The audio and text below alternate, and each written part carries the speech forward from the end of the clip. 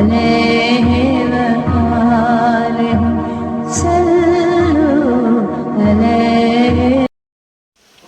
آج کی حدیث، ایک شخص حارث بن ہاشم نامی نے حضرت صلی اللہ علیہ وسلم سے سوال کیا تھا کہ حضور، آپ پر وحی کیسے نازل ہوتی ہے؟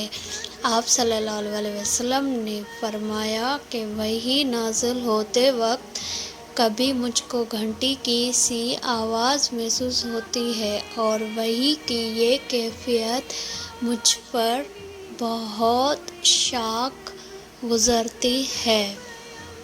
ٹھیک ہے نا؟ جب یہ کیفیت ختم ہوتی ہے تو میرے دل و دماغ پر اس فرشتے کے ذریعے نازل شدہ وحی محفوظ ہو جاتی ہے، اور کسی وقت ایسا ہوتا ہے کہ فرشتہ بشکل انسان میرے پاس آتا ہے اور مجھ سے کلام کرتا ہے۔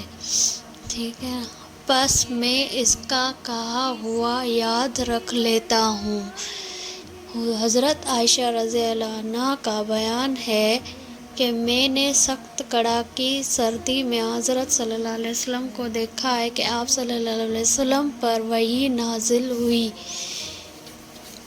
ٹھیک ہے، اور جب اس کا سلسلہ موقوف ہوا تو آپ صلی اللہ علیہ وسلم کی پیشانی پسینے سے شرابور ہوئی تھی۔